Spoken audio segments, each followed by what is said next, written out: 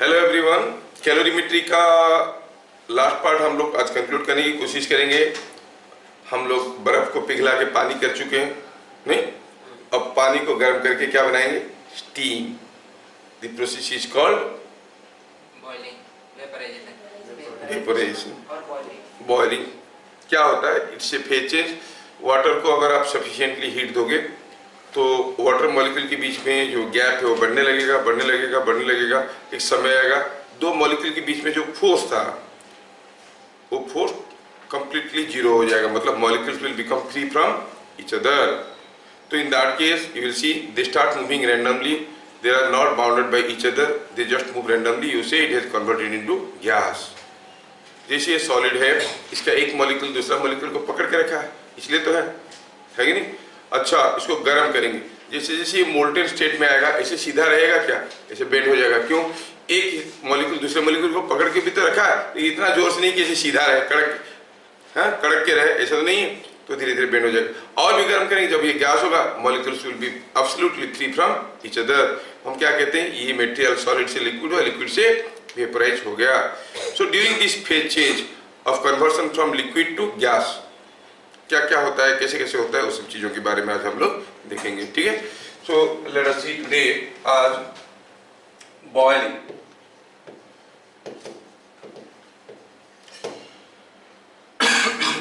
Boiling of water ही लेते हैं।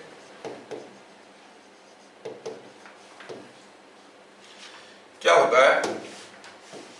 When temperature of water is gradually increased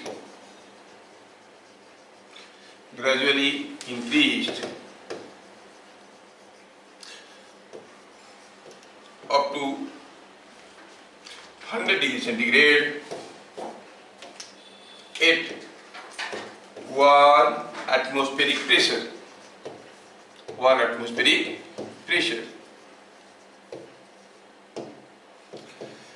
The liquid molecules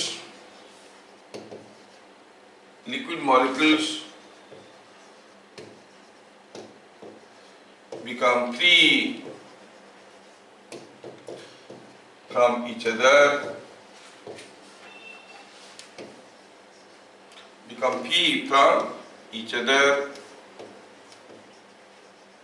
and the liquid is called vaporized.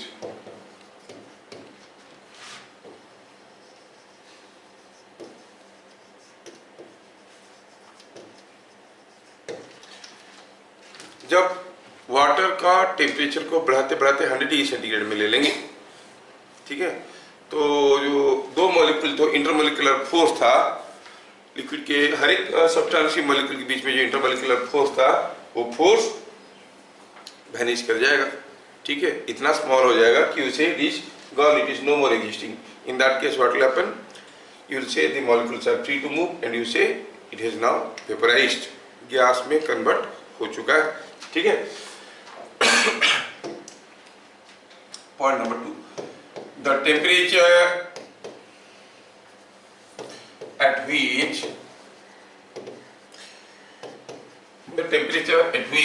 the liquid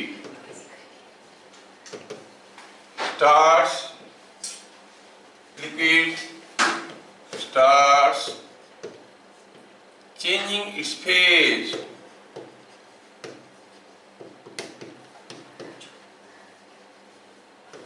into gas is called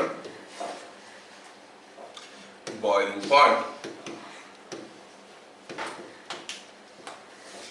जिस temperature में कोई liquid gas में convert होता है, चाहे वो वाटर स्टीम में कन्वर्ट हो जाए या फिर कोई भी लिक्विड गर्म करके अगर गैस में कन्वर्ट हो रहा है, तो हम इसको कहेंगे that temperature is called boiling point. अब सोचो कि जो बॉइलिंग पॉइंट है उसमें क्या हो रहा है? कोई लिक्विड जब गैस बनेगा, बताओ तो उसका वॉल्यूम बढ़ेगा कि घटेगा? लिक्विड में molecules are very close to each other. जब गैस बन गया तो एक दूसरे से फ्री हो गए तो बहुत ज्यादा फूल के बढ़ जाएंगे, वॉल्यूम विल बी मोर। मतलब when you are converting a liquid into a gas, its volume is increasing. अब सोचो कि इतना थोड़ा सा कुछ लिक्विड था, अब ये गैस बना, इतना बड़ा। जब ये गैस बना तब क्या हो रहा था, आपने आपका जो एटमॉस्फेरिक प्रेशर है उसको फूलने में मदद कर रहा था कि अपोज कर रहा था? अपोज कर रहा था, है कि नहीं?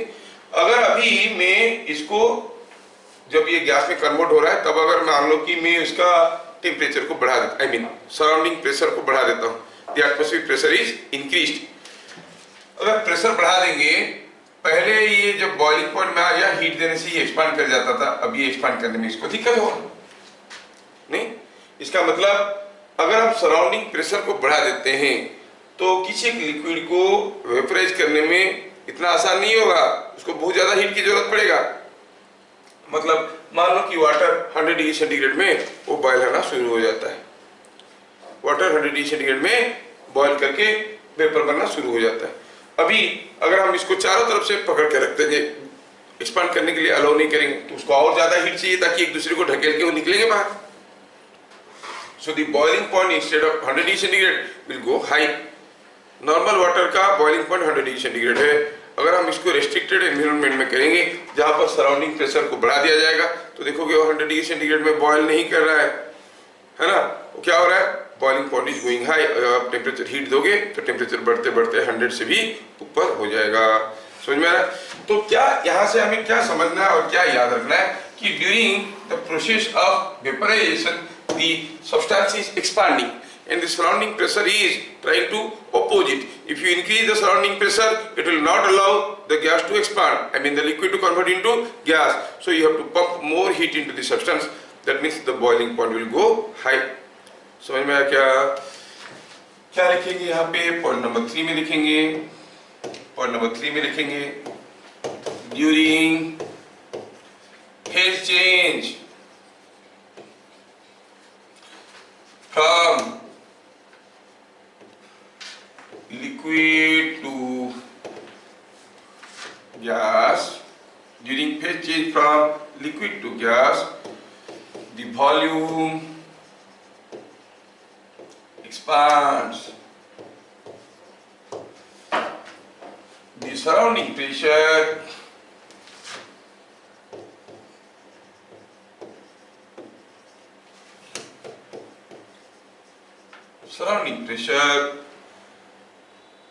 opposes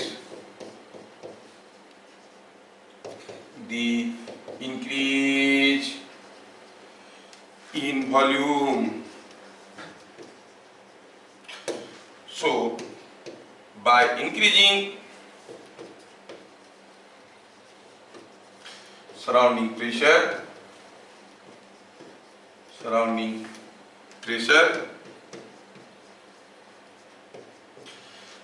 boiling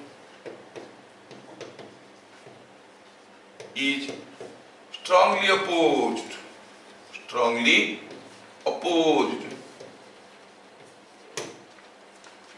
समझ में आया क्या? Boiling is strongly opposed. The process of vaporization is strongly opposed.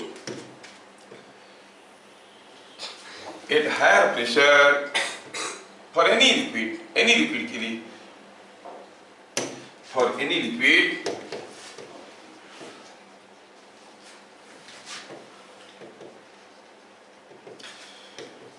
the boiling point increases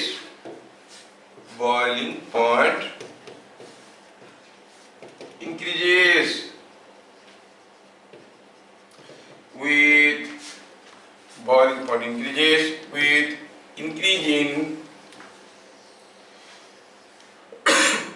increase in surrounding pressure, with increase in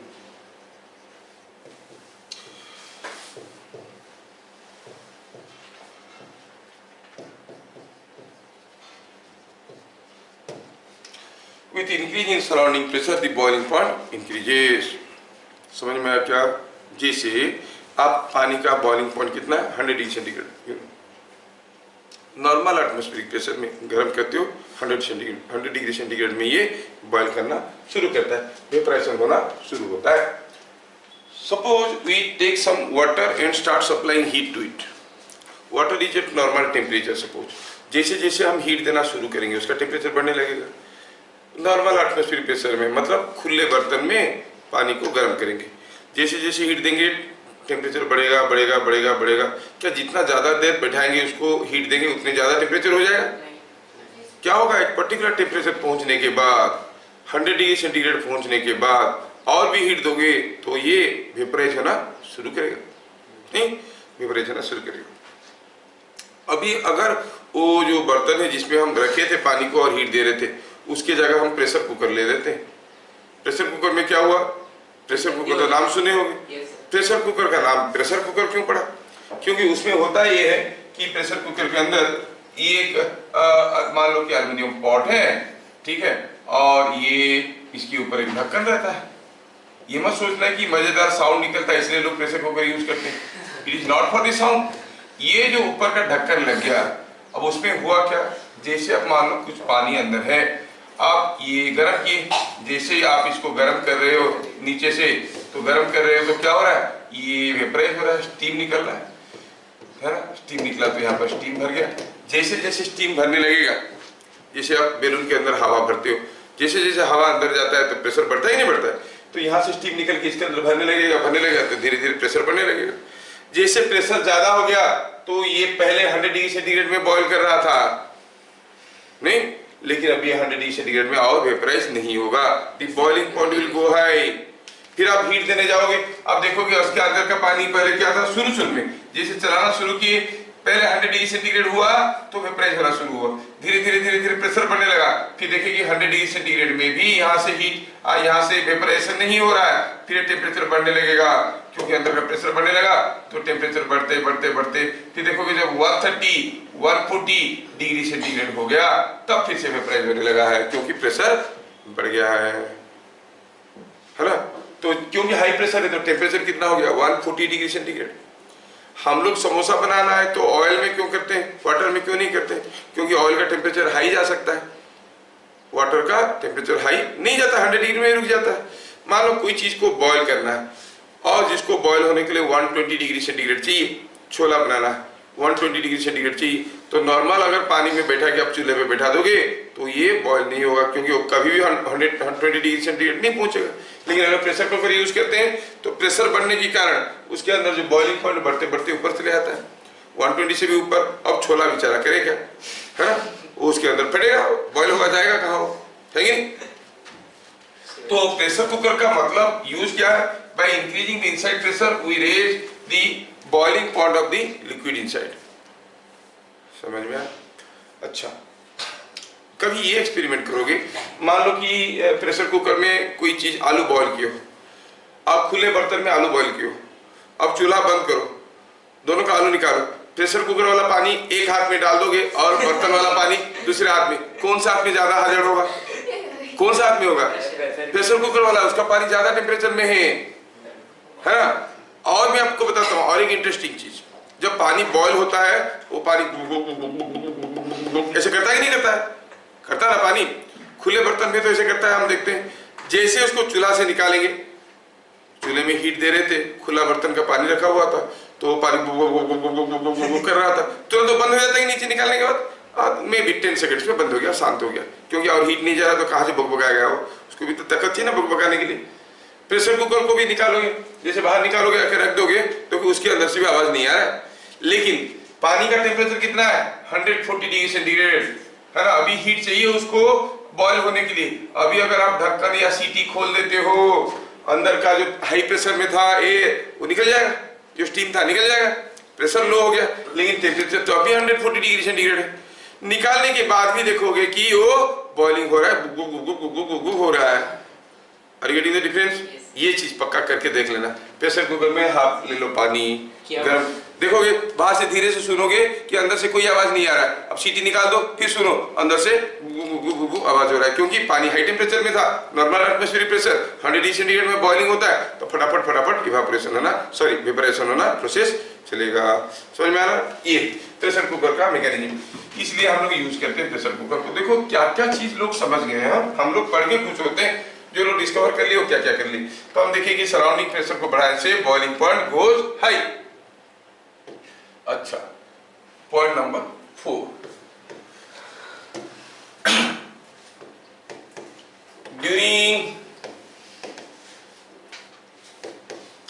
the process of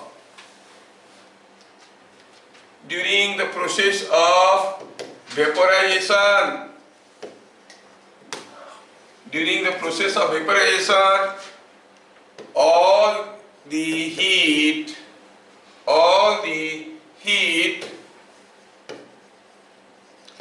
supplied to the liquid is used up as the potential energy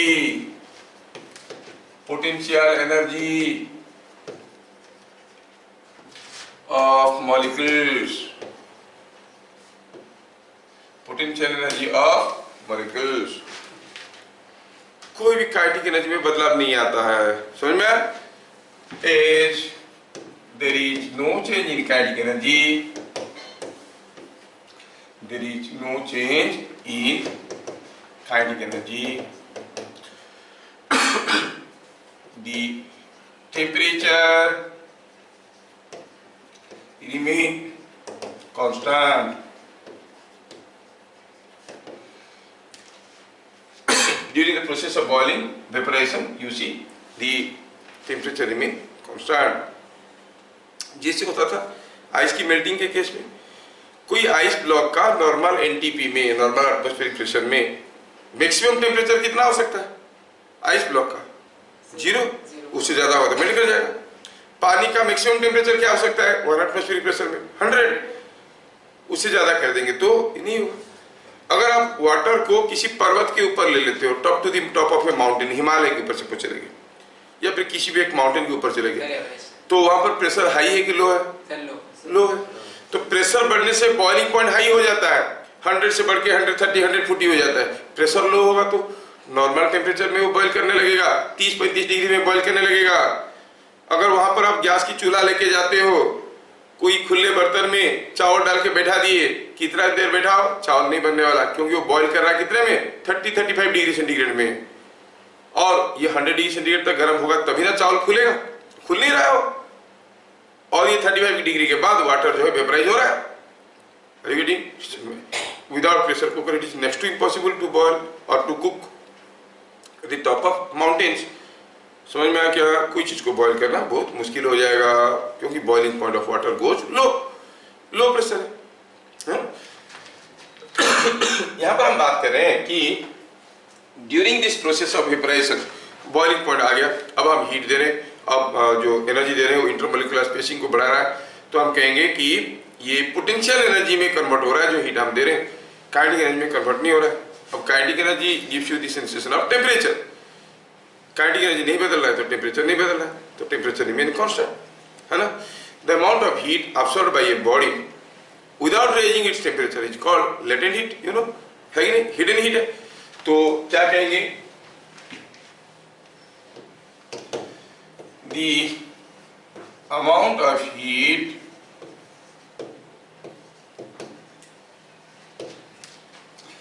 required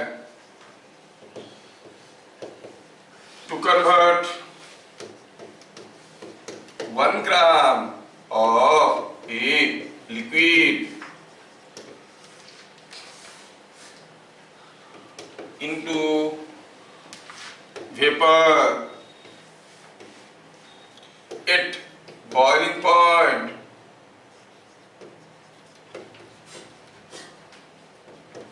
is called latent heat of vaporization.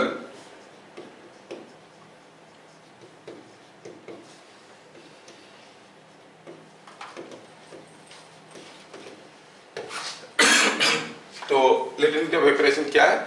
1 gram liquid को vapour में convert करना है। कब? जब वो already boiling point में है ना। तो आपको याद रखना पड़ेगा, for water latent heat of vaporisation, LV का मतलब लेटेंट हीट ऑफ वेपराइजेशन कितना है? 543 कैलोरी पर ग्राम। कितना ज्यादा है देख लो। लेटेंट हीट ऑफ फ्यूजन क्या था? आइस को मेल्ट करने के लिए 1 ग्राम के लिए 80 कैलोरी, ये 543 कैलोरी, समझ में आ रहा है? 543 calorie of per gram, it is called latent heat of evaporation for water.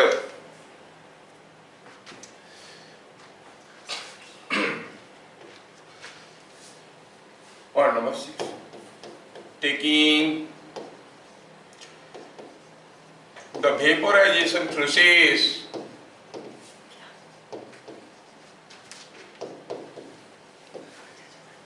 into account,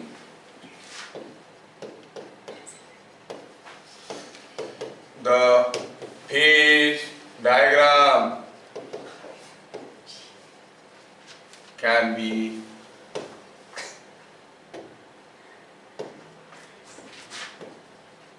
as below. मान लो कि हम फेज डायग्राम ड्रॉ करना चाहते हैं। अब कोई एक सॉलिड था, किसी एक टेम्परेचर में, कितना में था क्या मालूम, आई कॉल इट θ1 और θ0। अब ये सॉलिड को हम गर्म किए, जैसे जैसे हम गर्म किए तो पता चला कि यहाँ से इसका टेम्परेचर बढ़ने लगा, एक पॉइंट में आया, I call that point as θ1। θ1 के बाद क्या हुआ, ये मेल्ट करना शुरू किया। मेल्ट करने के बाद क्या हुआ, फिर से ये लिक्विड में कन्वर्ट हो गया। अब फिर से उसका बढ़ने लगा टेम्परेचर, आई मीन बढ़ने लगा टेम्परेचर लाइक दिस, है ना, कोई भी सॉलिड है ये सब बढ़ने लगा टेम्परेचर, तो ऐसे गया। उसके बाद क्या हुआ, ये वेपराइज हो गया। वेपराइज हो गया तो during this vaporisation again the temperature remain constant and after that again it starts converting into gas and the temperature continuously rises. Temperature continuously rises during the process. This is the complete phasor diagram. This is the complete phasor diagram. आपको समझ में आना जरूरी है। This is the complete phasor diagram.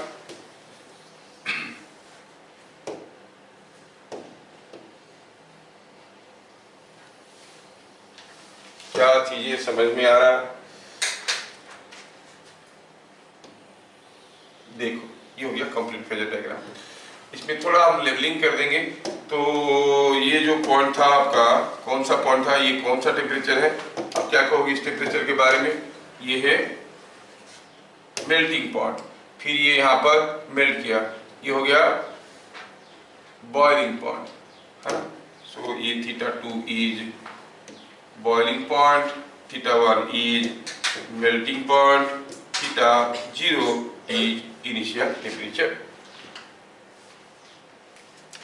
During this stage it was only solid. ये stage में क्या हो रहा था, ये स्टेज में सॉलिड कन्वर्ट्स इनटू लिक्विड, ये सॉलिड टू लिक्विड कन्वर्सन हो रहा है, सॉलिड टू लिक्विड। ये स्टेज में क्या है, it is only liquid, it is only liquid जो कि वेपोराइज हो रहा है।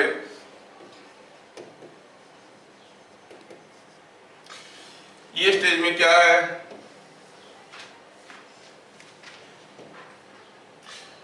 ये स्टेज में क्या है, ये है गैस, हाँ liquid to gas, liquid to gas conversion हो रहा है, और ये स्टेज में ओनली गैस। उसके बाद बहुत ज्यादा गर्म करते हैं तो एक प्लाज्मा स्टेट आता है, वो आपको अभी जानने की जरूरत नहीं है। बहुत ज्यादा करेंगे तो एक प्लाज्मा स्टेट आता है, ठीक है। हाँ, तो ऐसा है। तो जो नॉर्मल प्रोसेस है वो ऐसा है। अगर हम कहेंगे कि ये जो हीट है यहाँ पर, ये हीट को हम कहेंगे डेल्टा Q1, ये जो हीट है इसको कहेंगे डेल्टा Q1, ये जो हीट है उसको कहेंगे डेल्टा Q2, ये डेल्टा Q3, ये डेल्टा Q4, ये है delta Q4, just minute, delta Q2, थोड़ा इसको ढंग से लिखे, यस, ये क्या है, हीट इज डेल्टा Q2, ये है डेल्टा Q3, ये है डेल्टा Q4 और इधर है डेल्टा Q5। अब ये कोई एक टेम्परेचर ले लो, थीटा है, ये ऑर्डिनरी टेम्परेचर है थीटा। चलो ये हो गया theta. Taking the vaporization process into account, the phase diagram can be as below.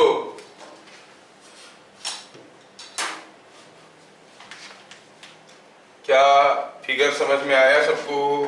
अब मुझे ये सारा चीज के बारे में लिखना है, सारा चीज के बारे में लिखना है बारी बारी से। तो let me try to note it.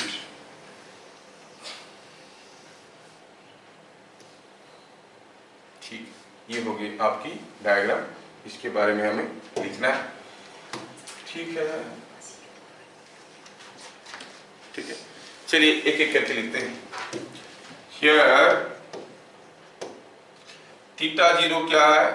Initial temperature of the solid, initial temperature of solid. Theta zero क्या है? Initial temperature of solid.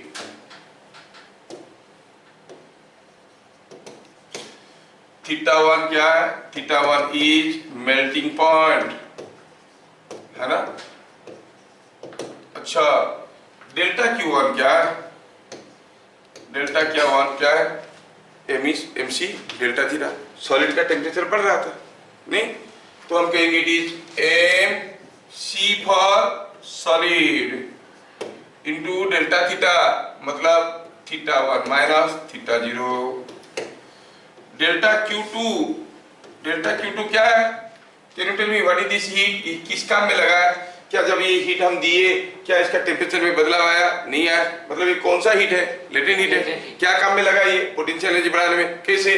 By changing the solid into liquid. तो सॉलिड को लिक्विड में कन्वर्ट करने में कितना हीट की जरूरत होता है? M into latent heat of fusion, है ना? ये हो गया डेल्टा Q2। अच्छा, फिर आता है ये delta that is theta 2। Theta 2 क्या है? Theta 2 is boiling point. Theta 2 is boiling point. क्या बता सकते हो? यस सर, डेल्टा Q2 तो m into latent heat of fusion into theta होगा। नो, थीटा टेम्परेचर से कोई मतलब नहीं है। जब मेल्ट कर रहा है, लेटेंट हीट क्या है? Amount of heat required to melt 1 gram of a substance. m gram को मेल्ट करने के लिए जो हीट चाहिए, m इंटू लेटेंट हीट, ऐसा होता है। तो theta 2 is boiling point. Theta 2 अगर बॉइलिंग पॉइंट हुआ तो हम कहेंगे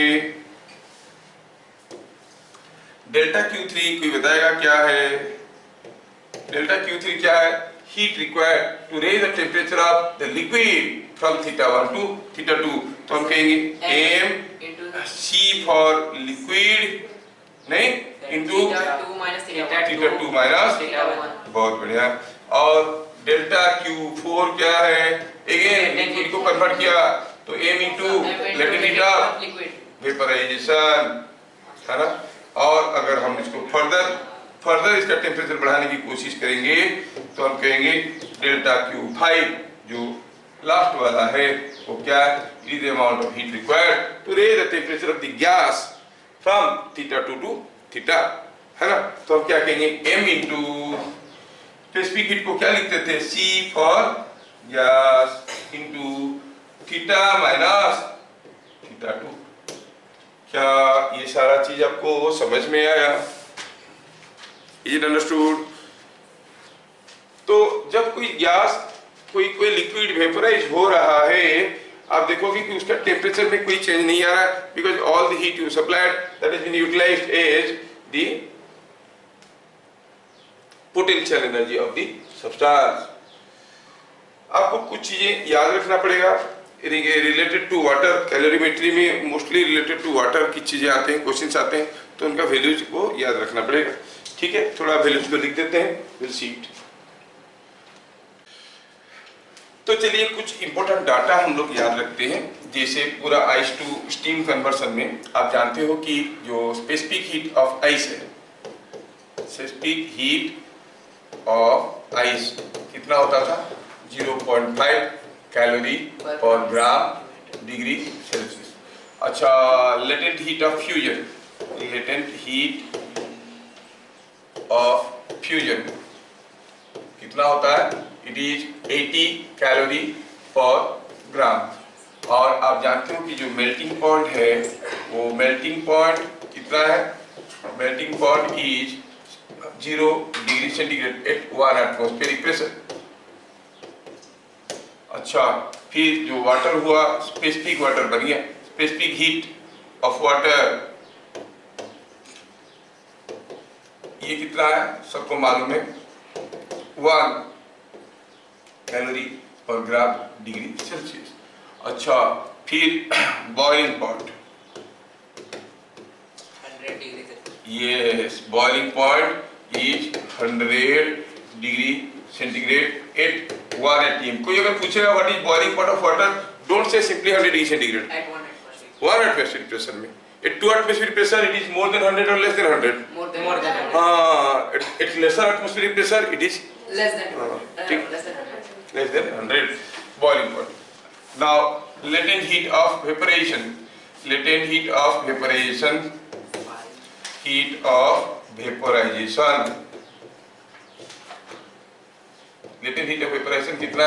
Latent heat of vaporization is it is 543 calorie per gram.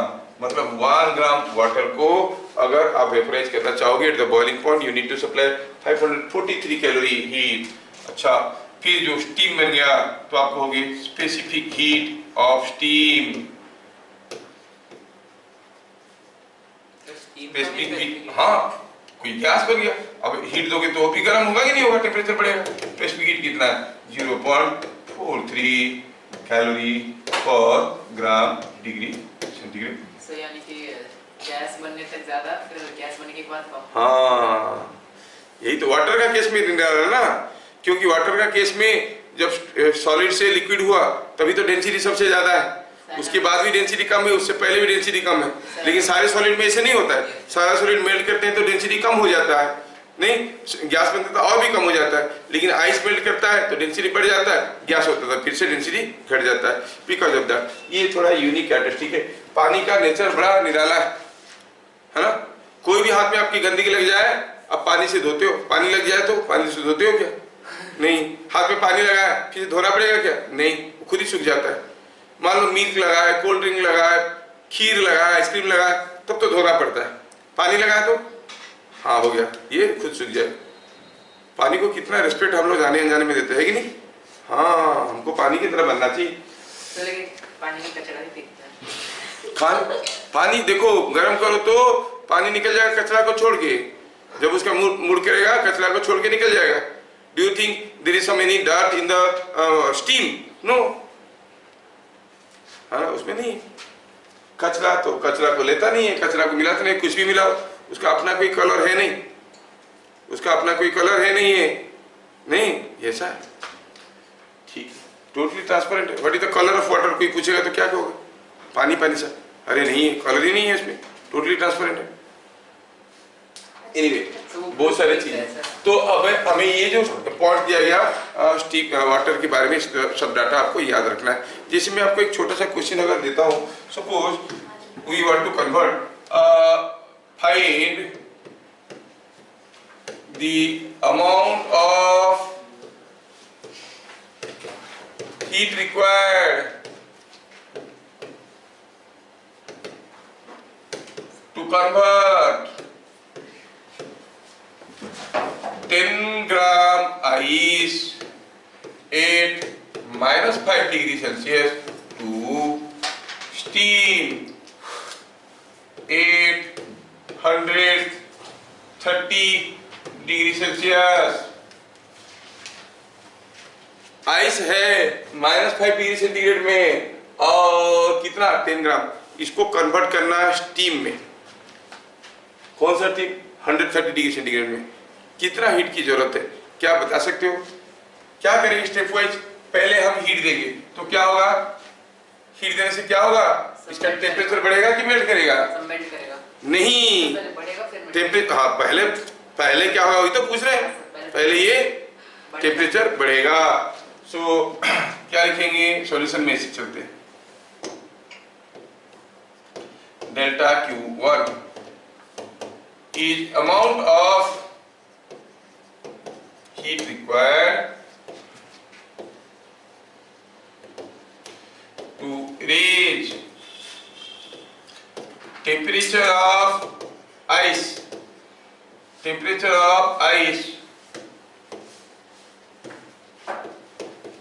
up to 0 degree centigrade. Ice का टेम्परेचर को 0 डिग्री सेंटीग्रेड तक बढ़ाना है, कितना हीट की जरूरत है? Formula M C for ice and delta theta. तो एम तो दिया गया है 10 ग्राम में, C for ice is 0.5 newton, delta theta मतलब 0 माइनस 5। सो कितना हो गया ये? 25 कैलोरी। अब आइस बन गया मेल्टिंग पॉइंट पे, अब हीट देंगे तो क्या होगा?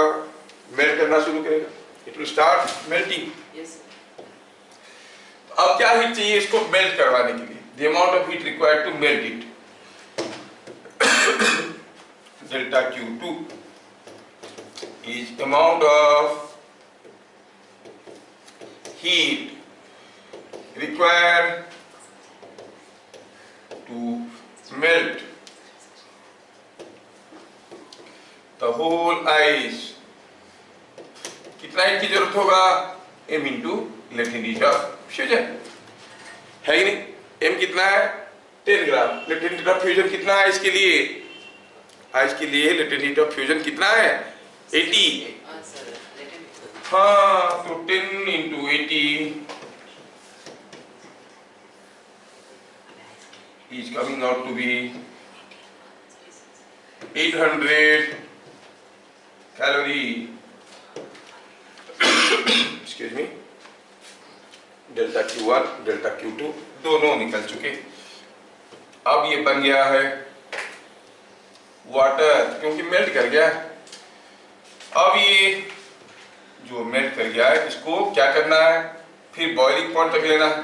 The amount of heat required to take it to boiling point. इसको बॉइलिंग पॉइंट में लेने के लिए कितना हीट की जरूरत है?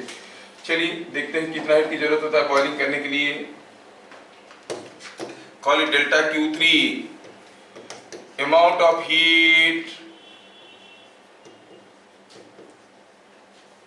required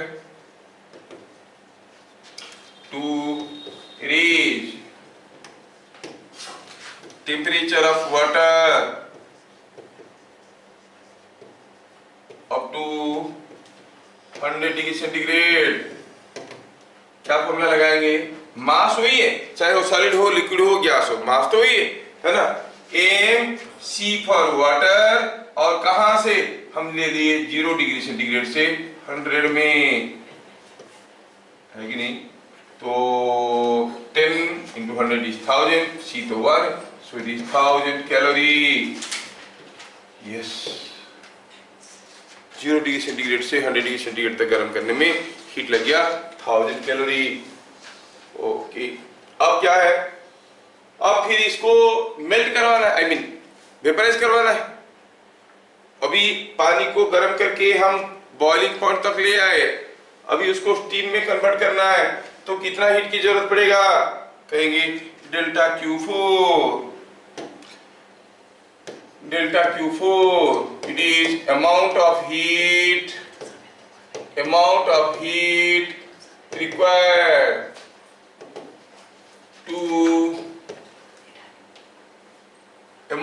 required to vaporize the liquid, मतलब वाटर। कितना? Mass into latent heat of vaporation. Mass कितना था? 10 ग्राम। Latent heat of vaporation for water 543 calorie per gram. Multiply करो तो 5430 कैलोरी। बाप रे, कितना ज्यादा हीट है, देख रहे हो? अच्छा, एक बार ये वेपराइज बन गया वाटर। ये क्वेश्चन अक्सर आता है, what is more dangerous, water और स्टीम? आपके ऊपर मान लो 100 ग्राम गर्म पानी डाल दिए, मैक्सिमम गर्म कितना होगा? 100 डाल दिए, ठीक है, और 100 ग्राम स्टीम छोड़ दिए, तो स्टीम में वाटर से ज्यादा हीट है। हाँ सर। नहीं, कितना हीट ज्यादा है देखो तो, खाली स्टीम में ही इतना ज्यादा हो गया। वाटर को स्टीम बनाने में ये एक्स्ट्रा हीट है, वाटर में जो हीट था वो है, उसको स्टीम बनाने में ये हो गया। So what is more hazardous, steam और बॉइलिंग वाटर, बॉइलिंग वाटर और स्टीम हो गया। स्टीम इज मोर हैजर्डस क्योंकि उसमें और भी इतना हीट है जो हीट आपको छोड़े, बहुत ज्यादा हीट है, समझ रहे हो ना? यस, तो इट इज कमिंग 5430 कैलोरी। अब ये बन गया स्टीम। अब इसमें और क्या पूछा है, delta Q5, amount of heat required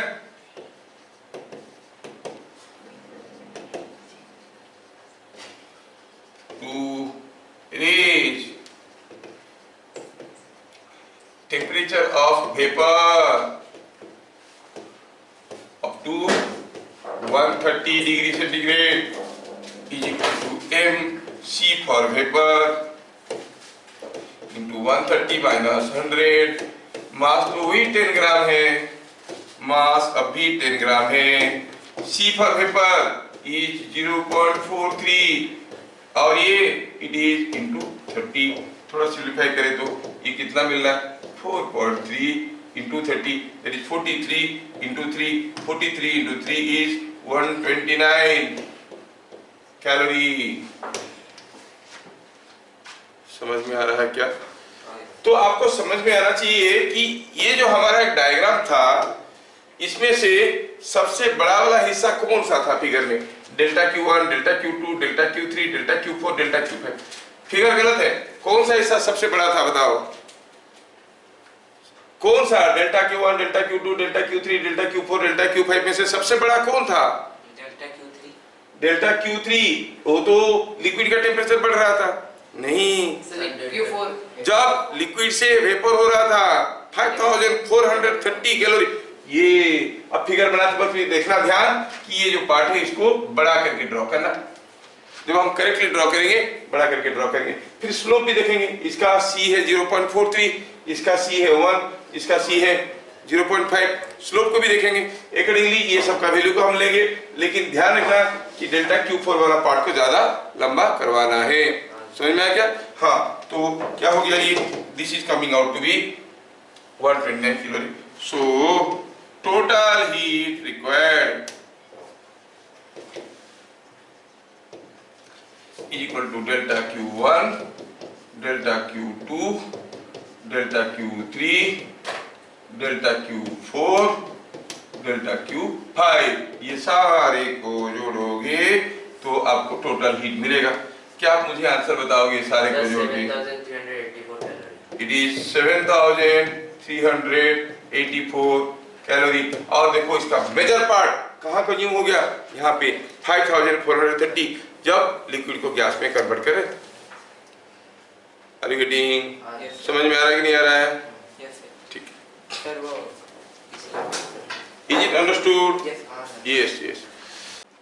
तो हम लोग अभी इतने सारे पॉइंट देखे इवेपोरेशन के बारे में, और थोड़ा सा डिफरेंशिएट करना चाहेंगे what is evaporation and what is boiling. ठीक है ना? इवापोरेशन और बॉइलिंग में होता क्या, पहले प्रैक्टिकली फील करो कि इवापोरेशन होता क्या है। आप जानते हो कि लिक्विड का जो टॉप सरफेस होता है ना, वो एक स्क्रीन जैसे बिहेव करता है, जिसको कहते हैं property is called surface tension. Screen जैसे बिहेव करता है।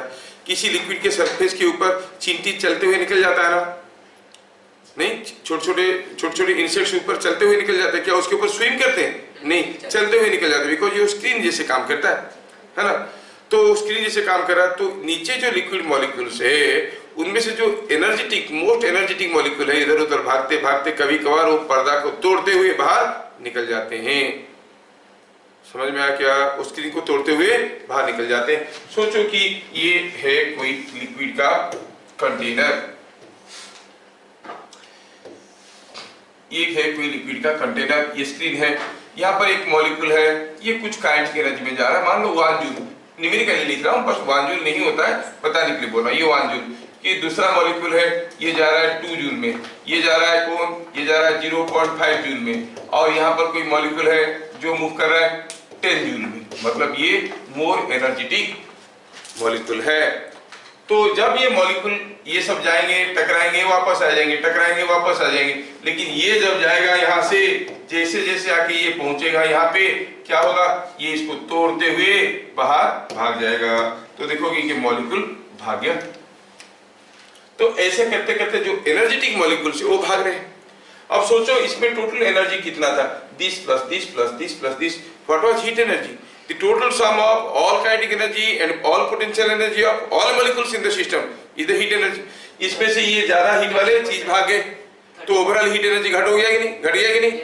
तो ये मोस्ट एनर्जेटिक पार्टिकल जैसे निकल जाएंगे तो क्या हो जाएगा, वो उनका टेम्परेचर घटेगा। तो आप कहोगे ठंडा नहीं हुआ, ओवरऑल हीट घट गया, तो हम कहते हैं कि the evaporation causes cooling। समझ में आ रहा है। अब सोचो कि ये यहां से निकल गया, ऐसे ये जो निकल गया यहां से, अगर मैं यही सेम लिक्विड को ऐसा वाला कंटेनर में रखने की बजाय कुछ ऐसा वाला कंटेनर में रखता, ठीक है, अब निकलने यहां से निकलेगा तो निकलेगा, नहीं तो नहीं निकलेगा। तो इवापोरेशन कौन सा केस में ज्यादा होगा, ये वाला केस में कि ये वाला केस में? पहला केस में इवापोरेशन ज्यादा होगा, because more area is open, है नहीं, मोर एरिया इज ओपन। अच्छा, हम देखेंगे इस केस में इवापोरेशन कम हो जाएगा। दूसरे केस लेते हैं, ऐसा ही एक दूसरा केस लेते हैं, लेकिन क्या करते हैं उसमें, करते ये है कि ऐसा ही दूसरा केस लेते हैं और इसको यहां से निकाल के सपोज हम यहां पर रखते हैं। एक मिनट, ओ कहां गया तू,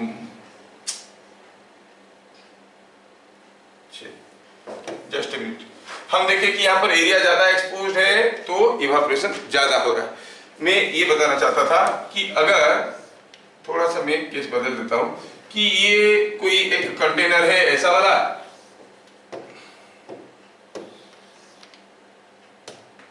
लेकिन इसका ऊपर से ढक्कन बंद है,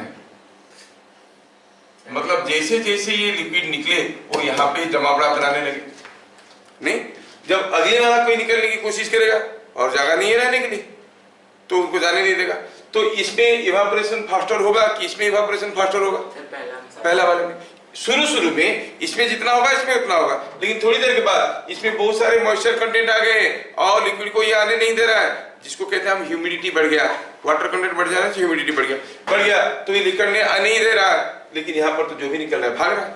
और साथ साथ सोचो और भी कंपेयर करते हैं, अगर ये केस में इवापोरेशन रेट ऑफ इवापोरेशन ज्यादा होगा कि बगल में मैं अगर कोई एक टेबल फैन लगा देता हूँ तब इवापोरेशन और जल्दी होगा? फैन लगाने से और जल्दी हो जाएगा। क्यों? क्योंकि जो निकल रहा है उसको वहां से साफ कर रहा है, यहाँ पर और कोई लिक्विड कंटेंट नहीं है तो ये और जल्दी जल्दी आसानी से लिख पा रहा है। हम देखते हैं ना, घर के अंदर कोई गीला कपड़ा सुखा दो, पंखा लगा दो, ड्राई हो गया, आपको कि वाटर को वेपराइज होने के लिए 100 डिग्री सेंटीग्रेड चाहिए, घर के अंदर कैसे सूख गया ये? 100 डिग्री सेंटीग्रेड तो हुआ नहीं। हाउ? बाय इवापोरेशन, है ना। आता है कुछ कपड़े आते हैं जिसका कलर धूप में सुखाओगे तो खराब हो जाते हैं, क्या लिखते हैं उसको? हाँ, ठंडे जगह पे ही सुखाना है इसको। समझ में आ रहा? तो इवापोरेशन कैसे हो रहा है समझ में आ रहा है। यहाँ का लिक्विड मोस्ट एनर्जेटिक लिक्विड, आपने बोला जब मैं शुरू में पूछा आप लोग बताया कि absorbing energy from the near by molecules, नहीं कुछ नहीं, उसके पास एनर्जी है because of non uniform distribution of energy. वो किससे एनर्जी लेता नहीं, उसके पास था वो एनर्जी। जब एनर्जी बढ़ रहा था वो कैसे कैसे इधर उधर करके छुपा के थोड़ा एक्स्ट्रा एनर्जी रख दिया था, है ना। हम कहेंगे सर हीट देंगे क्यों सारा मॉलिक्यूल को बराबर एनर्जी क्यों नहीं मिलेगा? नहीं मिलता है भाई, इतना यूनिफॉर्मिटी तो नहीं होता है। अगर मैं आपको पूछूं कि ये कोई एक पेपर है, यूनिफॉर्म पेपर है, हाँ पेपर है, अगर इसको खींचेंगे एक जगह से फटेगा ना, यहाँ से क्यों फटेगा, यहाँ से क्यों नहीं फटेगा, यहाँ से क्यों नहीं फटेगा? Do you have any answer? क्योंकि उतना भी होमोजेनियस नहीं है कि हर जगह से फटेगा, है कि नहीं। अगर मान लो कि हर जगह से फटता तो इसको खींचे तो एक जगह से फटता क्या, इधर से खाली फटता क्या, इधर से भी फट सकता था, क्यों नहीं फटा हो इधर से? क्योंकि उतना ही होमोजेनियस नहीं, जो जगह वीक था। वैसे ही कुछ पार्टिकल के पास एक्स्ट्रा एनर्जी है, कुछ पार्टिकल के पास कम एनर्जी है। Are you getting? तो जो एक्स्ट्रा एनर्जी वाले पार्टिकल है वो फुदकते रहते हैं, तो जो निकल गया वो हो गया, बाहर निकल गया, तो उसको हम कहेंगे प्रोसेस इज इवापोरेशन। कौन सा टेम्परेचर होता है? अरे बेसमेंट टेम्परेचर के साथ क्या मतलब है? जो ज्यादा एनर्जेटिक पार्टिकल है वो निकलते जाता है। So evaporation takes place at every temperature and that causes cooling. Why? क्योंकि जो मोस्ट एनर्जेटिक पार्टिकल थे वो भागे। मान लो हमारे पास हम लोग 10 लोग गए हैं पिकनिक करने के लिए, हमारे पास कितना पैसा है वो डिसाइड करेगा कि पिकनिक कितना दमदार होगा। हम में से कोई लाया 100 रुपया, कोई 200 रुपया, कोई 300 रुपया, कोई 500 रुपया। 2-4 बच्चे थे जो 5-5 हजार रुपया लेके आए थे। जब तक वो हमारे टीम में, हमारा भरोसा मस्त है, आज मस्त खाएंगे सब, क्योंकि सब खर्चा करने वाले हैं। अगर वही लोग निकल गए तो पिकनिक ठंडा पड़ेगा कि नहीं, क्योंकि they were the most energetic particles. वो निकल गए, जिनके पास ज्यादा एनर्जी था वो निकल गया, तो पानी ठंडा पड़ गया। आप कहोगे इवापोरेशन कॉजेस कूलिंग। क्या ये मैकेनिज्म हम लोग यूज करते हैं, evaporation causes cooling? Yes sir. सुराही में यूज करते हैं। सुराही देखते हो ना, जिसमें पानी रखते हैं, मिट्टी का मटका, उसको सुराही कहते हैं। वो सैंड से बना हुआ होता है, क्योंकि पोरस होता है। अर्थन पॉट्स पोरस होता है। पोरस होने से उसमें क्या है, पोरस क्या, do you understand what it means by porous? हाँ, तो जैसे कोई एक, मान लो कि कोई एक थ्रेड है, ये थ्रेड को अगर आप पानी में डाल दोगे तो डोंट यू ऑब्जर्व कि पानी चढ़ते जाता है, चढ़ते जाता है, चढ़ते जाता है। Then the process is called capillarity. ये process is called capillarity. Porous pot में वही होता है। पोरस पॉट में ये मान लो कि एक मटका है, पोरस पॉट में होता यूं है कि यहाँ पर 3 होल्स होते हैं और वो होल में पानी राइज कर जाता है सरफेस तक। तो यहाँ से इवापोरेशन होना शुरू करता है, यहाँ से इवापोरेशन होना शुरू करता है, तो मटकी ठंडा रहता है। घर में गीला कपड़ा घर के अंदर क्यों सूख जाता है? बिकॉज ऑफ इवापोरेशन और बॉइलिंग। It is evaporation. और अगर आपको मटकी में जो पानी है उसको बहुत ज्यादा ठंडा करना है, व्हाट यू डू, आप इस मटकी के पास एक टेबल फैन लगा दो, मटकी को ठंडा करो। टेबल फैन से पानी ठंडा हो जाएगा? हाँ, ठंडा हो जाएगा। टेबल फैन से पानी नहीं ठंडा होता है। टेबल फैन लगाने से जो इवापोरेट कर रहा है जल्दी जल्दी वहां से भाग जाता है, तो दूसरा मॉलिक्यूल निकल पाता है, तो वो नेचुरली ठंडा होने लगता है। समझ में आ रहा है? अगर हम इसको अर्दन पॉट की जगह कोई, मान लो कि कोई ग्लास में पॉट में या फिर स्टील पॉट में रखे टेबल फैन लगाएंगे, ठंडा होगा? नहीं होगा। अर्दन पॉट होने से जो हाई एनर्जेटिक पार्टिकल्स है वो निकल जाते हैं, तभी ठंडा होता है। सर जब मोस्ट एनर्जेटिक पार्टिकल्स निकल जाएंगे तब, और जो कम एनर्जी है वो तो सरफेस से नहीं निकल पाएंगे, तो और इवापोरेशन तो नहीं होगा। नहीं, ये बात नहीं बोल रहा हूं मैं। जो सबसे ज्यादा एनर्जेटिक है पहले निकल गया, उसके बाद जो एनर्जेटिक है वो निकलेगा। रेट ऑफ इवापोरेशन धीरे धीरे घटने लगेगा। मान लो कि ये हम बोल रहे हैं कि evaporation takes place at every temperature, but I am not talking about rate of evaporation. पानी अगर 20 डिग्री सेंटीग्रेड में है, जिस रेट में इवापोरेट कर रहा है, पानी जब 70 डिग्री सेंटीग्रेड में है, इवापोरेशन ज्यादा जल्दी हो रहा होगा। Obvious evaporation is taking place, rate slow हो जाता है। कितनी जल्दी हो रहा है? जीरो कभी नहीं होगा। जीरो मतलब अगर आइस बना दोगे तो कहां से इवापोरेशन होगा, है कि नहीं? तो ये इवापोरेशन हर एक टेम्परेचर में थोड़ा निकलते रहते ही, थोड़ा चीजें निकलते रहते हैं, तो इसको हम इवापोरेशन कहते हैं। Could we now discriminate between evaporation and boiling? Boiling में क्या हुआ, हम हीट दिए, उसको बॉइलिंग पॉइंट में लाए, उसके बाद उनके बीच में ताबड़तोड़ संग्राम किए और इंटरमोलिकुलर फोर्स को जीरो कर दिए, दोनों को एक दूसरे से फ्री करके उड़ा दिए। बॉइलिंग, इसमें जो एनर्जी था वो अकेला भागते भाग गया, इसको कोई भगाया नहीं। ये डेलिबरेट प्रोसेस है, मॉलिक्यूल खुद निकल गया। दूसरे में हम उसके नीचे आग लगा दे, किसी के पीछे आग लगा दो तो भागेगा, वो तो बॉइलिंग में भाग जाता है कि नहीं? अब तुम्हारे पीछे आग लगा देंगे तो भागोगे नहीं? भागोगे ना। तो बॉइलिंग और नेचुरल निकल जाना बात अलग है ना। क्लासरूम में टीचर थोड़ा लूज है, ज्यादा गाली उली नहीं करते, कुछ बच्चे पीछे से धीरे से निकल जाते हैं, दरवाजे से, खिड़की से, you can call it evaporation, है ना। टीचर कोई बोला होमवर्क नहीं लाया, मारने के लिए दौड़ा, एक दौड़ के निकल गया, तो क्या हो गया? बॉइलिंग हो गया। वो निकल। ओके, फिर मिलेंगे अगले क्लास, तब तक के लिए जय हिंद।